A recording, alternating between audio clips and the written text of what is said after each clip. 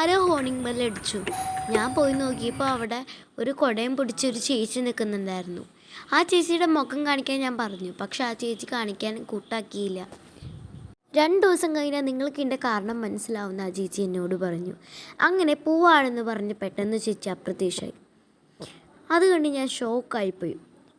അപ്പം ഞാൻ വലിയ കാര്യമായിട്ട് എടുത്തില്ലെങ്കിലും പിന്നെ ആലോചിച്ചപ്പോൾ അതിലെന്തൊക്കെയോ ഒരു ദുരൂഹത എനിക്ക് ഫീൽ ചെയ്തു. ഇതാണ് ഉണ്ടായത്. പിന്നെ ഒരു കാര്യം കൂടി ഉണ്ടായിരുന്നു. ആ ചേച്ചി എന്നോട് പറഞ്ഞ് മുകളിലത്തെ റൂമിൽ കയറാൻ പാടില്ല എന്ന്. എന്തായാലും ആ ചേച്ചി കറക്റ്റ് സമയത്തായിരുന്നു വന്നിട്ടുണ്ടായിരുന്നത്.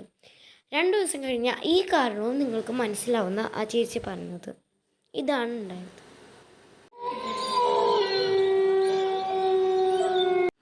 അയ്യോ, വിളക്കട്ടല്ലോ, എന്നാ ഞാൻ പോയി എടുത്തു വെക്കട്ടെ. കാറ്റുകൊണ്ട് കെട്ടതായിരിക്കും. എന്നാലത് ആരായിരിക്കും?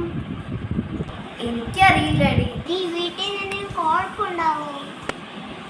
ഈശ്വര, ഒരു കുഴപ്പമില്ലാണ്ടിരുന്നാൽ മതിയായിരുന്നു. എന്നാലും മുകളിലത്തെ റൂമിൽ എന്തായിരിക്കും? ആണോ? എടി, നമുക്കെന്നാ പോയി ഫുഡ് ഉണ്ടാക്കാം. ആ, പോവാം.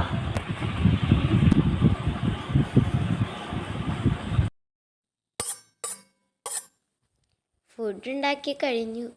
ഇനി അവിടെ എന്തെങ്കിലും ഉണ്ടാവോ? ഉണ്ടാവാൻ വഴിയില്ല. എന്തെങ്കിലും പറ്റിക്കലായിരിക്കും. അത് പറയാനും പറ്റില്ല. ചിലപ്പോൾ ഇനി എന്തെങ്കിലും ഉണ്ടെങ്കിലോ? എന്തായാലും ഒന്ന് സൂക്ഷിച്ചിരിക്കാം. എന്നാലോ റൂമിൽ എന്താണാവോ ഉള്ളത്? എനിക്ക് വിശക്കുന്നു, നമുക്ക് പോയി ഫുഡ് കഴിക്കാം. ആ, ഫുഡ് കഴിക്കാം.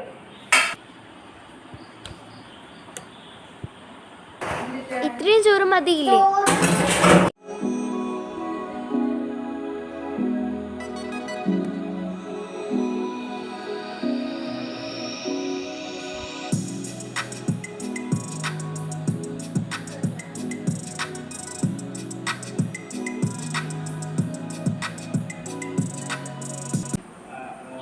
നമുക്ക് കിടന്നാലോ? എനിക്ക് ഉറക്കം വരുന്നുണ്ട്.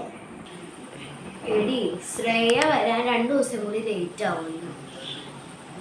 അവൾക്ക് കുറെ പേഷ്യൻസ് ഉണ്ടെന്നാ പറയുന്നത്.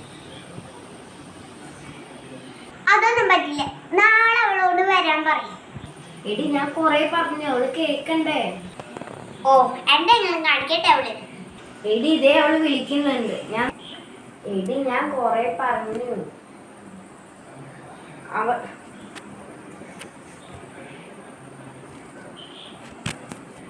എടി, അപ്പൊ നിനക്ക് വരാൻ പറ്റില്ലേ? എടി, ഞാൻ ഗൗരിയോട് പറഞ്ഞു നിനക്ക് വരാൻ പറ്റില്ലാന്ന്. പക്ഷെ ഗൗരി പറയാ നീ നാളെ തന്നെ വരന്ന്. ആ, ഗൗരിക്ക് ഫോൺ കൊടുക്കാട്ടോ. ഗൗരി, വേണ്ട. ശ്രേയ ഫോൺ കട്ട് ചെയ്തു. എടി, എനിക്ക് ഉറക്കം വരും. നമുക്ക് എടുക്കാം. ആ, എടുക്കാം.